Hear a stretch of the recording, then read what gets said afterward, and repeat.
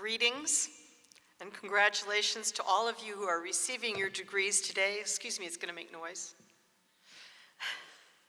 I know that you've worked terribly hard to earn your piece of this paper, this parchment, that validates what you are and who you are. And I want to speak briefly to you, not take up too much of your time, about two Americas. In my remarks, because I'm at the Council on Foreign Relations, I tend to focus on the global view, the big picture from 50,000-foot altitude looking down on Earth. But every place where I talk about global health, I could be talking about community-based health right here inside the United States. The same principles apply. We are currently suffering from a new disease called election fever syndrome, or EFS. The syndrome is characterized by the following findings: a form of attention deficit disorder, in which individuals focus daily on trivial information of no consequence whatsoever to either economics or governance. Behavior akin to Tourette's syndrome, in which individuals bark and curse madly at inappropriate times. Anosognia, a profound state of denial in which the individual is unable to recognize and accept truth. Paranoia, in which individuals incorrectly identify threats and act based on elevated levels of misplaced fearfulness. Misogyny, defined as dislike of, contempt for, or ingrained prejudice against women. Homophobia, or fear of those who have sex with members of their own gender. And several personality disorders that are quite unique, including hatred or fear of people who speak Spanish, or people who have a skin tone slightly darker than yourself. So it's a very tough time for clear thinking in the United States of America right now. It's easy to fall into a trap of seeing America the way it's described on Fox News or CNN, even in the New York Times, as blue states versus red states, or Democrats versus Republicans, upstarts versus the establishment, the Christians versus everybody, the middle class versus the top 1%, Washington insiders versus Joe Texas. But it's much more useful and meaningful to step outside and look at America as the way the rest of the world sees us. And especially for the small percentage of you that may be going into global health and working overseas. There are many nuances, but basically it boils down to two Americas. The first is an America symbolized by the bald eagle. Many years ago, I was working on a story for National Public Radio in Alaska, which had the largest population of surviving American bald eagles. I was told where I could find them, and a national park ranger, gave me careful instructions and said what you can and cannot do wandering around through their habitat. And I set off with my headphones on and my microphone in the air, tape recording, and after 30 minutes I was kind of mystified. I don't hear anything, there's no noise. I thought maybe my tape recorder wasn't working. No, it's fine. Where are those eagles? And I put the tape recorder down for a second and looked up and realized, as the hair stood up on my back of my neck, that I was surrounded by pairs of yellow eyes staring at me from under the heavy crown brows of their white feathers. And I realized every one of them was a threat. As I slowly swept my eyes around to see more than 20 giant American eagles sitting on these leafless trees all around me, 360 degrees, I realized there was one thing in common in the look on all their eyes. I look like lunch. As Americans, we are proud of our eagle because for us it symbolizes freedom, liberty, strength, and patriotism. But you've heard the expression, "He gave me the eagle eye." Eagles can spot a fleeing rabbit or any other rodent from 2 miles away and swoop down to kill it in a matter of seconds.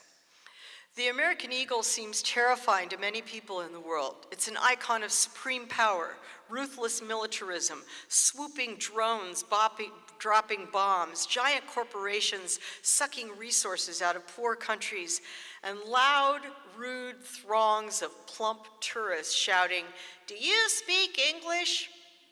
Even our closest allies in London, Berlin, Paris, and Tokyo think that, like the haughty eagle, Americans are arrogant. Too often, well-intentioned young health or development professionals from the USA drop into a poor country and proceed to tell the local people how their problem, whatever it may be, can be solved. This thing we call global health is a $36 billion enterprise with the United States government and the Bill and Melinda Gates Foundation as its two largest investors. Tens of thousands of people the world over are employed by this enterprise.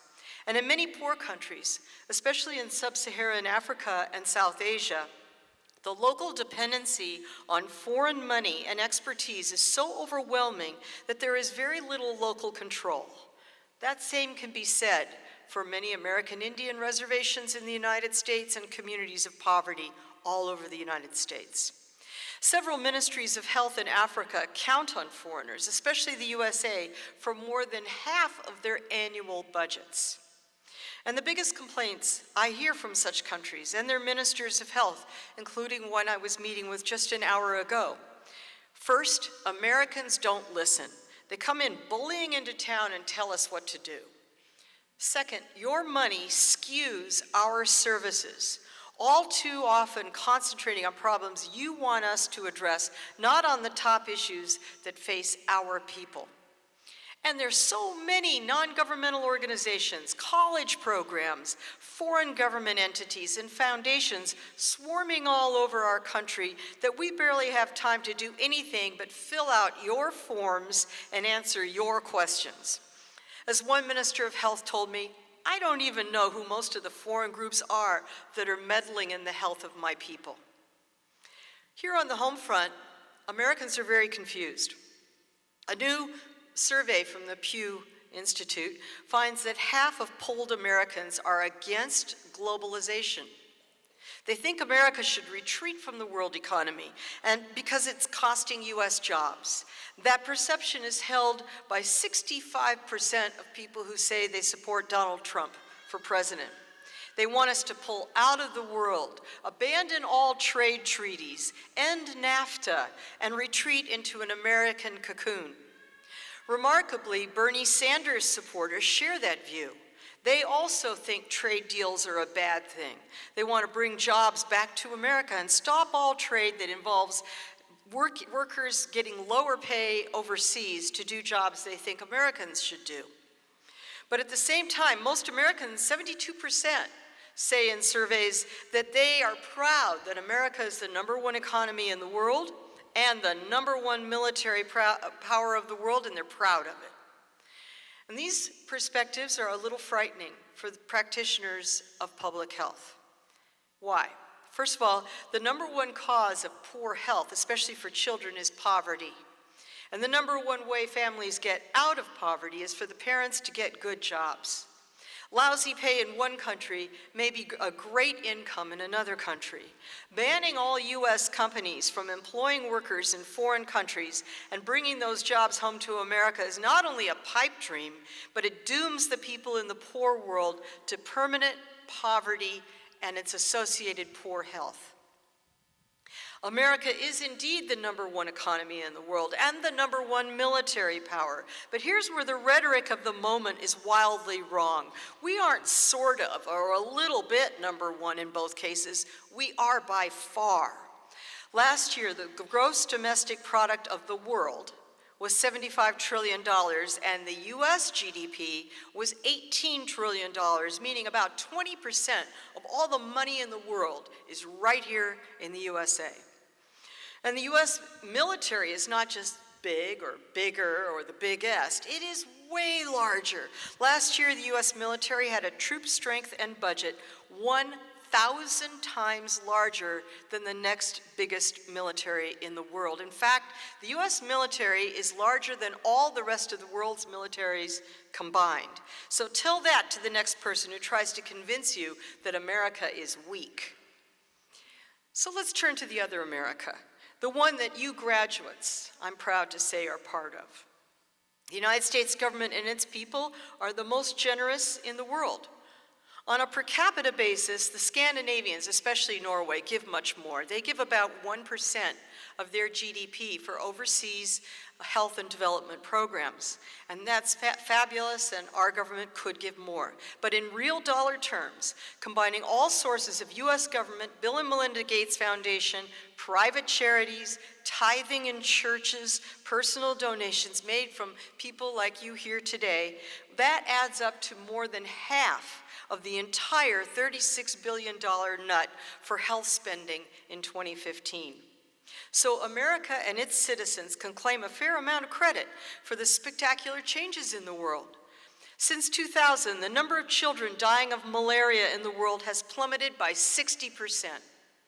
Since 2000, tuberculosis treatment has saved 43 million lives, and overall incidence of the disease has fallen by 47%. Since 1995, the death rate of children under 5 years of age has plummeted by more than half.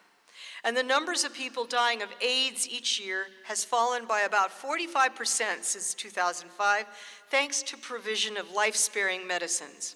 About 16 million HIV-positive people in the world, mostly in Africa, are on those drugs today, and most of them have access that is underwritten either by the US government PEPFAR program or the Global Fund to Fight AIDS, Tuberculosis in America, and malaria. So let's keep going.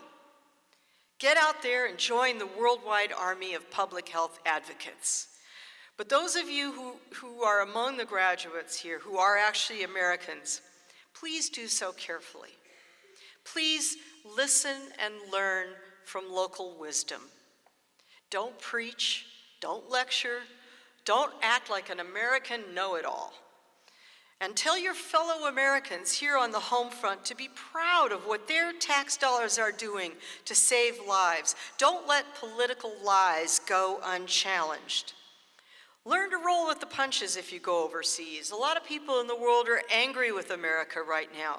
And as a global practitioner, you just might have to take a little verbal punching bag experience now and then. Just take it, roll with it. Be brave, be smart, and try to take a daily dose of humility. Go forth and save lives, and congratulations.